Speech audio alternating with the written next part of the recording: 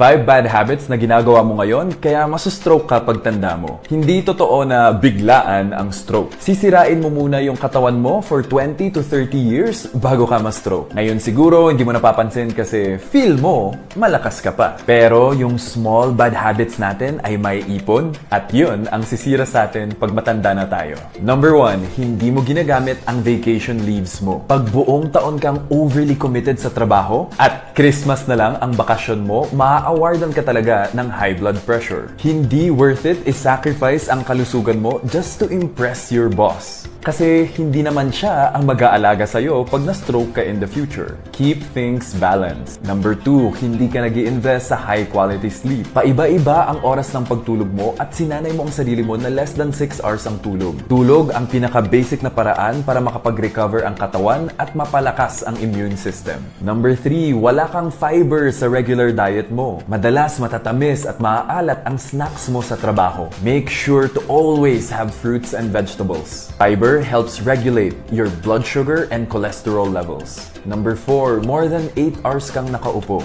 Make sure to stand up every hour at gumalaw-galaw for 5 minutes. Pag sobrang tagal mo kasi na nakaupo, bumabagal ang pagdaloy ng dugo. Pag sobrang bagal ang pagdaloy ng dugo, at risk ka mag-develop ng blood clots. Number 5, wala kang regular physical activity. Exercise is not optional. Dapat part talaga ito ng regular routine mo, dedicate at least 30 minutes per day. Kahit simpleng jogging lang, mahirap siya pero mas mahirap pag nagkasakit. Stroke does not happen overnight. Resulta ito ng poor lifestyle choices mo. Take care of your body now and your body will thank you later. Ligtas ang may alam. Hanggang sa susunod, take care.